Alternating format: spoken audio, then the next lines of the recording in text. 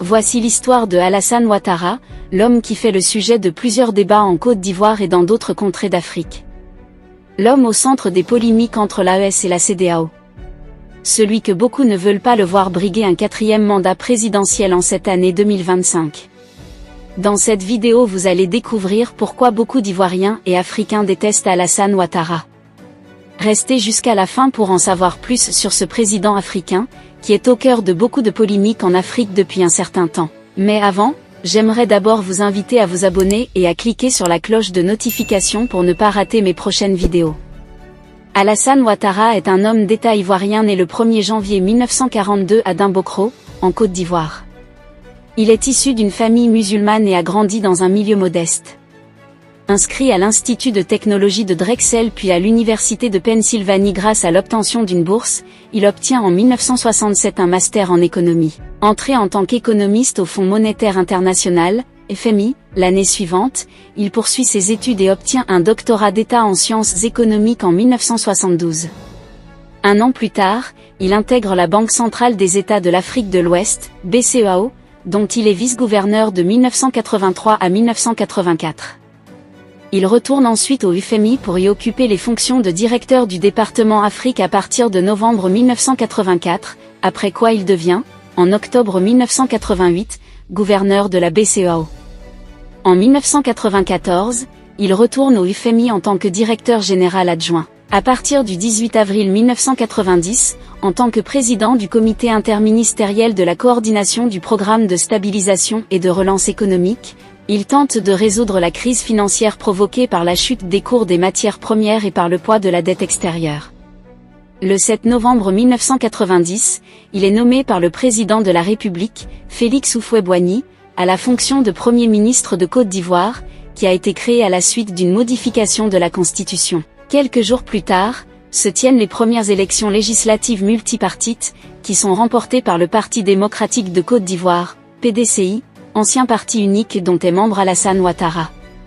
À la tête du gouvernement ivoirien, il mène une politique de rigueur budgétaire qui est durement ressentie par la population. Mais le programme de stabilisation et de relance économique mis en œuvre, réduction des dépenses, élargissement de la base taxable, privatisation, finit par assainir les finances publiques et redonner confiance aux bailleurs de fonds. En outre, il crée la carte de séjour pour les travailleurs étrangers. Pendant cette période, le chef de l'opposition, Laurent Gbagbo, est condamné à 2 ans de prison le 6 mars 1992, puis libéré le 31 juillet suivant. Félix Houphouët-Boigny étant gravement malade, les convoitises entre ses différents successeurs potentiels se multiplient. Les ambitions d'Alassane Ouattara, qui assure l'essentiel du pouvoir du fait des hospitalisations à l'étranger du président, sont contrecarrées par la modification constitutionnelle de 1990, qui prévoit que le président de l'Assemblée nationale qui est alors Henri Konan Bédié assure l'intérim en cas de mort du chef de l'État. Le 7 décembre 1993, Alassane Ouattara prononce à la radio-télévision ivoirienne une allocution dans laquelle il annonce la mort de Félix Houphouët-Boigny, déclarant que « la Côte d'Ivoire est orpheline ». Il donne sa démission 2 jours plus tard, et le président de la République par intérim, Henri Konan Bédié, nomme alors Daniel Kablan-Duncan à la tête du gouvernement. Après avoir quitté sa fonction de Premier ministre, Alassane Ouattara entame une « traversée du désert » en Côte d'Ivoire. En juillet 1994, il devient directeur général adjoint du Fonds monétaire international, FMI. Premier Africain à occuper une fonction de cette importance au sein de l'institution internationale, il a sous sa responsabilité plus de 80 pays et remplace le directeur général, Michel Kandessu, lorsqu'il est absent. En décembre 1994, l'Assemblée nationale de Côte d'Ivoire vote une modification du code électoral qui prévoit que nul ne peut être élu président de la République s'il n'est ivoirien de naissance, né de père et mère eux-mêmes ivoiriens de naissance, s'il n'a pas résidé de façon continue en Côte d'Ivoire pendant les 5 années qui précèdent le scrutin, ou encore s'il a la nationalité d'un autre État. L'introduction de cette clause des « ivoirités » vise à empêcher la candidature d'Alassane Ouattara, dont les opposants affirment que le père est d'origine burkinabé et qui est par ailleurs domicilié à Washington en tant que directeur général adjoint du FMI. Des haines ethniques et des violences politiques éclatent alors en Côte d'Ivoire. Le président Bédié refusant de faire modifier le code électoral, Alassane Ouattara renonce à se présenter et le « Front républicain », alliance entre le Front populaire ivoirien de Laurent Gbagbo et le Rassemblement des Républicains de Côte d'Ivoire, qui soutient Alassane Ouattara, décide de boycotter l'élection. Finalement, Henri Konan Bédié remporte largement l'élection présidentielle de 1995.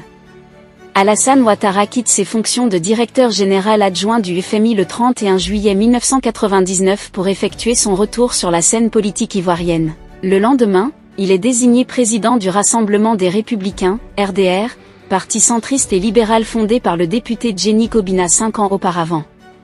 Il annonce alors son intention de se présenter à l'élection présidentielle de 2000 et estime bénéficier d'une « parfaite éligibilité » en remplissant les conditions requises, en matière de nationalité, de filiation et de résidence. Mais le pouvoir en place lance contre lui un mandat d'arrêt pour « faux sur l'identité et usage de faux documents administratifs », ce qui le pousse à s'exiler en France entre septembre et décembre 1999. À Noël 1999, une mutinerie éclate à Abidjan. Le général Robert Guéhi prend la tête du mouvement, qui se transforme en coup d'État contre Henri Konan Bédié. Le 29 décembre 1999, alors que les prisonniers politiques sont libérés, Alassane Ouattara rentre de son exil. Une commission est formée par les militaires, avec des représentants de tous les partis, pour rédiger une nouvelle constitution. Mais les propositions de cette commission en matière de conditions de nationalité pour se présenter à la présidence de la République ne constituent pas un assouplissement par rapport à celles de la République. Seuls peuvent se présenter les Ivoiriens nés de père et de mère eux-mêmes ivoiriens d'origine. Alassane Ouattara voit alors, tout comme 13 autres personnalités politiques, sa candidature à l'élection présidentielle écartée par la Cour suprême, qui estime qu'il est de nationalité douteuse, au vu de la nouvelle constitution, adoptée par référendum en juillet 2000. Cette situation provoque des troubles qui font plusieurs victimes dans le pays, à l'instar du charnier de Yopougon, dans lequel sont entassés 57 cadavres de partisans supposés de Ouattara. Cette découverte intervient peu après une élection contestée qui a porté Laurent Gbagbo à la tête du pays. Quelques semaines plus tard, la candidature d'Alassane Ouattara, qui souhaite se présenter aux élections législatives à Kong, est encore rejetée par la Cour suprême, alors qu'elle avait été jugée recevable par la Commission électorale indépendante, CEI. Le RDR organise une manifestation, qui est réprimée, puis boycotte ces élections.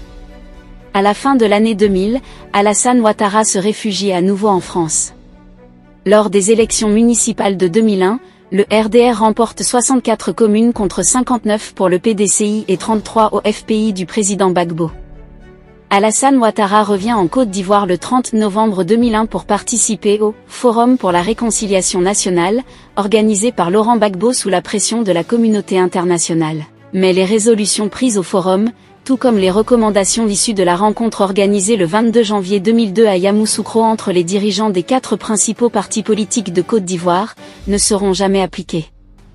Le 19 septembre 2002, a lieu une tentative de coup d'État militaire des rebelles du Nord, de manière simultanée à Abidjan, Bouaké et Korogo. Ce putsch est utilisé comme prétexte par le pouvoir pour se débarrasser d'opposants, tels que l'ancien chef d'État Robert Guéhi. Le 20 septembre, Alassane Ouattara manque de peu d'être assassiné, alors que sa propriété, située sur les bords de la lagune ébriée à Cocody, est incendiée et pillée par d'autres partisans. Il escalade avec son épouse le mur qui sépare sa résidence de l'ambassade d'Allemagne et s'y réfugie. S'estimant menacé à Abidjan, il prend 2 mois plus tard le chemin de l'exil vers le Gabon puis vers la France. Alassane Ouattara signe les accords de paix de l'Inamarcoussi en janvier 2003. D'Accra 2 en mars 2003 puis 3, en juillet 2004, afin de mettre un terme à la crise politico-militaire. En avril 2005, une médiation menée par le président sud-africain, Thabo Mbeki, pousse Laurent Gbagbo à accepter la candidature d'Alassane Ouattara à l'élection présidentielle prévue en octobre suivant. L'élection est néanmoins repoussée, officiellement pour des retards dans les préparatifs. Le 26 janvier 2006, après 3 ans d'exil en France, Alassane Ouattara revient en Côte d'Ivoire pour mener campagne en vue du scrutin présidentiel à venir. Le 4 avril 2007, conformément à l'accord de Ouagadougou, qui vise à ramener la paix et à réunifier le pays, le chef des forces nouvelles, Guillaume Soro, est nommé Premier ministre. Après avoir été repoussé à 6 reprises par Laurent Gbagbo, l'élection présidentielle a finalement lieu à la fin de l'année 2010. Au premier tour, Alassane Ouattara obtient 32,1% des voix, arrivant derrière le président sortant, Laurent Gbagbo, qui rassemble 38,0% des suffrages. Entre les deux tours, Alassane Ouattara obtient le soutien d'Henri Konan Bédié, arrivé troisième avec 25,2%. Alassane Ouattara est investi, 3 jours plus tard, candidat du Rassemblement des Oufouettistes pour la démocratie et la paix, RHDP, alliance des 4 principaux partis d'opposition. À l'issue du second tour, les résultats de la commission électorale indépendante, qui n'est cependant pas habilitée à prononcer les chiffres définitifs, donnent Alassane Ouattara vainqueur avec 54,1% des voix. Cependant, le Conseil constitutionnel, composé presque exclusivement de partisans de Laurent Gbagbo, proclame le président sortant réélu avec 51,5% des suffrages, après avoir invalidé les résultats dans 7 départements du Nord, soit 13% des votants, sous prétexte de fraude. La quasi-totalité de la communauté internationale appelle dès lors Laurent Gbagbo à quitter le pouvoir. Alors que Laurent Gbagbo prête serment devant le Conseil constitutionnel le 4 décembre 2010, Alassane Ouattara fait de même, le jour même par courrier. Ce dernier reconduit Guillaume Soro à la tête du gouvernement tandis que Laurent Gbagbo choisit Gilbert Marine Djebouaké. Reclus à l'hôtel du Golfe, Alassane Ouattara refuse dans un premier temps le recours à la force pour faire quitter le pouvoir au président sortant, obtenant le soutien de nombreux États étrangers et d'instances économiques et financières. Il assèche les finances de l'État ivoirien, notamment les zones encore contrôlées par son adversaire.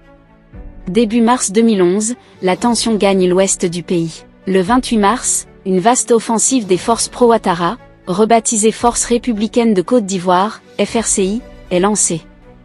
Les FRCI entrent dans Abidjan sans rencontrer de réelle résistance, l'armée régulière et la gendarmerie se rangeant aux côtés d'Alassane Ouattara. Le 11 avril, Laurent Gbagbo est finalement arrêté dans la résidence présidentielle, avec son épouse, Simone. Dans une décision en date du 4 mai 2011, le Conseil constitutionnel ivoirien proclame M. Alassane Ouattara président de la République et prend acte des décisions prises par celui-ci. 2 jours plus tard, le 6 mai, il prête serment au palais présidentiel d'Abidjan, en présence notamment des membres du gouvernement, des diplomates, des responsables militaires, des chefs de partis politiques. Sa cérémonie d'investiture se déroule en présence de chefs d'État étrangers le 21 mai à Yamoussoukro. Le 4e gouvernement Guillaume Soro est formé le 1er juin 2011. Il comprend 36 ministres, dont 14 membres du RDR, 8 membres du PDCI et 5 représentants des forces nouvelles, les autres ministres étant issus de la société civile et de petits partis. Le FPI, dont le comité central souhaitait notamment la libération de Laurent Gbagbo, ne participe pas à ce gouvernement. Le 9 août suivant, le président Ouattara demande aux ministres de signer une « charte d'éthique » pour lutter contre la corruption et le népotisme. À l'issue des élections législatives de décembre 2011, boycottées par le Front populaire, le RDR obtient la majorité absolue des sièges à l'Assemblée nationale. À son arrivée à la présidence, Alassane Ouattara affiche sa volonté de rétablir la sécurité et réconcilier les Ivoiriens, divisés par plusieurs mois d'une crise ayant provoqué quelques 3000 morts. Le jour même de l'arrestation de Laurent Gbagbo, il prononce une allocution dans laquelle il annonce sa volonté de créer une « commission vérité et réconciliation qui fera la lumière sur tous les massacres, crimes et autres violations des droits de l'homme » et appelle à s'abstenir de tout acte de représailles et de violence. 2 jours plus tard, il affirme avoir pris contact avec le procureur de la Cour pénale internationale, Luis Moreno Ocampo, pour engager des investigations sur les massacres commis. Le 20 juillet 2011, Alassane Ouattara signe un décret créant une commission nationale d'enquête, commission dialogue, vérité et réconciliation, sur les violences post-électorales de 2010 à 2011. Cette commission, qui disposera de 6 mois pour transmettre ses conclusions et recommandations, doit mener des enquêtes, non judiciaires, pour aider à comprendre comment et pourquoi des violations aussi graves et massives, des droits de l'homme ont pu être commises. Présidée par l'ancien Premier ministre Charles Konan Banny, la commission d'enquête devra travailler, en parfaite synergie avec toutes les organisations nationales et internationales de défense des droits de l'homme. Mais rapidement, la commission piétine et souffre d'un déficit de consultation des citoyens dans la prise des décisions. Elle déplore une société profondément divisée, et se révèle impuissante par rapport aux violences armées qui interviennent encore régulièrement en Côte d'Ivoire. Le site d'actualité français Mediapart cite des sources diplomatiques selon lesquelles, sous sa présidence, la justice serait manipulée de façon à neutraliser ses adversaires politiques. La commission électorale indépendante fait l'objet de critiques. En 2016, la Cour africaine des droits de l'homme et des peuples considère que celle-ci n'est ni impartiale, ni indépendante au sens de la Charte africaine des droits de l'homme et des peuples. Dans un rapport confidentiel rendu public par la presse des ambassadeurs. Au regard de ce parcours politique controversant, on peut comprendre pourquoi certains Ivoiriens détestent le président Alassane Ouattara. Mais, il faut noter que Alassane Ouattara a un background très chargé avec des nombreux postes qu'il a occupés durant son parcours. Ces postes sont à savoir. En avril 1968, août 1973, il était économiste au FMI. En août 1973, février 1975, il était chargé de mission au siège de la Banque centrale des États de l'Afrique de l'Ouest, BCEAO. En février 1975, décembre 1982, il était conseiller spécial du gouverneur et directeur des études de la BCEAO. En janvier 1983, octobre 1984, il était vice-gouverneur de la BCEAO. En novembre 1984, octobre 1988, il était directeur du département Afrique au FMI. En mai 1987, octobre 1988, il était conseiller spécial du directeur général du FMI. En octobre 1988, décembre 1993, il était gouverneur de la BCEAO. En avril au novembre 1990, il était président du comité interministériel de la coordination du programme de stabilisation et de relance économique de la Côte d'Ivoire. En novembre 1990, décembre 1993, il était Premier ministre. Depuis décembre 1993, il est gouverneur honoraire de la BCEAO. En juillet 1994, juillet 1999, il était directeur général adjoint du FMI. Depuis août 1999, il est président du Rassemblement des Républicains de Côte d'Ivoire, RDR. Depuis mai 2011, il est président de la République de Côte d'Ivoire. En février 2012, mars 2014, il était président de la Communauté économique des États de l'Afrique de l'Ouest. Grâce à ce poste stratégique occupé, il a reçu de nombreux prix à savoir, le prix de Collier et Grand Croix de l'Ordre national de Côte d'Ivoire. Prix de Grand Croix de l'Ordre national du Bénin. Prix de Grand Officier de l'Ordre national de Côte d'Ivoire. Prix de Commandeur de l'Ordre national du Lion du Sénégal. Prix de Commandeur de l'Ordre du Mono. Prix de Commandeur de l'Ordre national du Niger. Prix de Docteur honoris causa de l'Université d'Abomey-Calavi. Prix de Docteur honoris causa de l'Académie nigériane de défense. Prix de Docteur honoris causa de l'Université des femmes Soukmioum, Corée du Sud. Malgré tout cela, Alassane Ouattara est détesté par plusieurs Ivoiriens et Africains, à cause de sa relation avec la France, le pays que beaucoup d'Africains soupçonnent d'être à l'origine des troubles qu'ils subissent. Il faut noter que la relation entre Alassane Ouattara et la France a été complexe. Tout d'abord, il a travaillé au FMI, une organisation internationale basée à Washington DC, mais qui a une étroite collaboration avec de nombreux pays, dont la France. En tant que président de la Côte d'Ivoire, Ouattara a maintenu des relations étroites avec la France, qui a soutenu son gouvernement pendant la crise politique de 2010 à 2011. Cependant, il y a eu des critiques selon lesquelles Ouattara était trop proche de la France et qu'il faisait preuve de néocolonialisme, raison pour laquelle il est très détesté par certains Africains. Ouattara est marié à Dominique Nouvian Ouattara, une économiste franco-ivoirienne. Ils ont 4 enfants ensemble. En ce qui concerne sa fortune, il est difficile d'établir avec précision la fortune d'Alassane Ouattara, mais on estime qu'il dispose d'une richesse considérable. Avant de devenir président, il a accumulé une grande partie de sa fortune grâce à son travail au FMI. Alassane Ouattara est toujours en vie et continue de jouer un rôle important en politique ivoirienne. Il est actuellement en 3e mandat en tant que président de la Côte d'Ivoire, après avoir été réélu en 2020. Que pensez-vous du président Alassane Ouattara? Laissez votre avis en commentaire. Si vous avez aimé la vidéo, cliquez sur j'aime et partagez. Mais n'oubliez pas de vous abonner et de cliquer sur la cloche de notification pour ne pas rater mes prochaines vidéos.